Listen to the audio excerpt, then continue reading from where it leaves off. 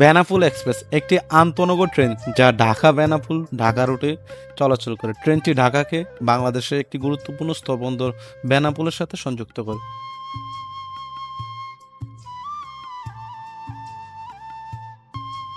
Hello everyone, আসসালামু আলাইকুম, welcome to new video. Right now আমি এখন দাঁড়িয়ে আছি ভাঙা স্টেশনে। আর আজকে আমি এই ভাঙা থেকে যাব ঢাকা।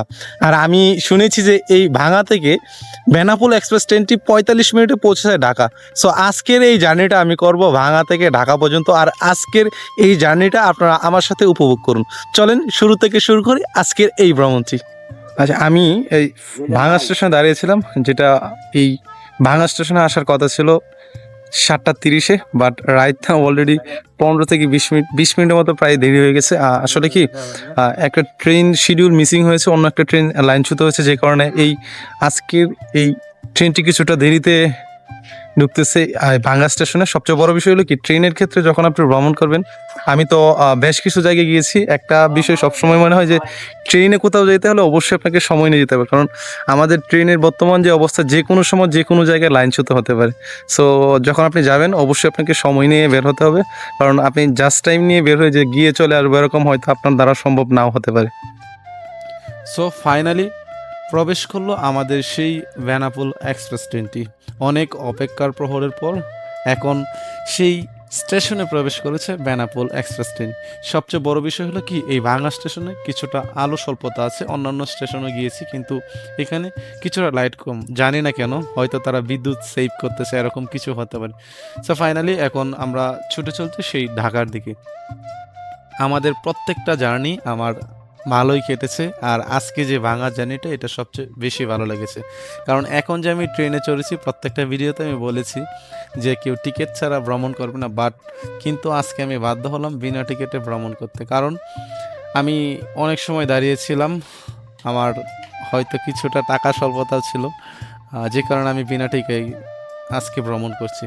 আর এই নান্দনিক সৌন্দর্য, এই রাতের বিভিন্ন স্টেশনগুলো যখন পার হচ্ছিলাম তখন খুবই ভালো লাগতেছিল। কারণ কি, এই আলোর স্বল্পতার মাঝে ট্রেন জার্নি করতেও যে এত ভালো লাগে, যদি আমি ভাঙা না যেতাম তাহলে বুঝতে পারতাম না।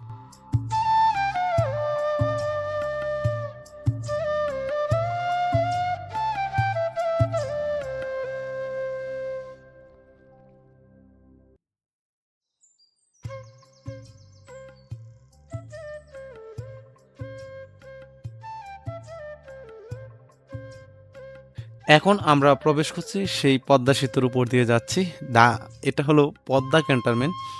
আর সবচেয়ে একটা স্পেশাল বিষয় কি জানেন, যখন আপনি এই ট্রেনে চড়বেন তখন এই জানালার ফাঁকার যে সুন্দর জায়গাটা, এটা দিয়ে যখন তাকাবেন তখন বাহিরের দৃশ্যগুলো এত ভালো লাগবে যে আপনি কল্পনা করতে পারবেন না।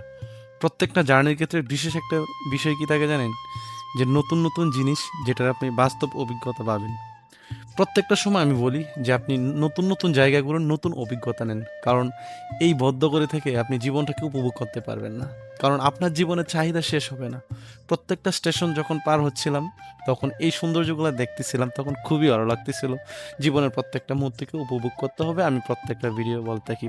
আর এখন আমরা পার হচ্ছি সেই জুরাইন রেলগেট, যেটার মধ্যে সন্ধ্যা হলে নেমে আসে সুন্দর মার্কেট, যেগুলো থেকে আমাদের মতো মধ্যবিত্ত পরিবার অনেক কিছু কিনে থাকে। আসলে কি, প্রতিটা মুহূর্তই সুন্দর হয় যখন আপনি উপভোগ করতে পারেন। তো আমরা আর অল্প কিছুক্ষণের মধ্যেই পৌঁছে যাব সেই ঢাকা কমলাপুর রেল স্টেশনে।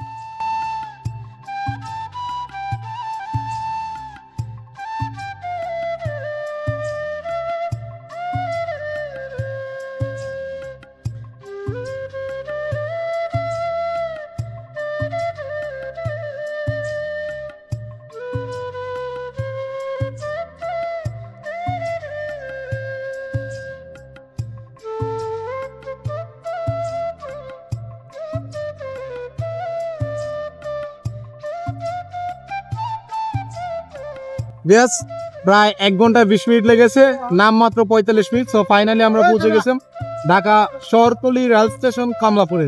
তো আজকের মতো এখান থেকে বিদায় নিতে হচ্ছে, দেখা হচ্ছে নতুন কোনো ভিডিও। এই পর্যন্ত ভালো থাকুন, সুস্থ থাকুন, আল্লাহ হাফেজ। দেখা হবে নতুন কোনো রেল ভ্রমণের ভিডিওতে।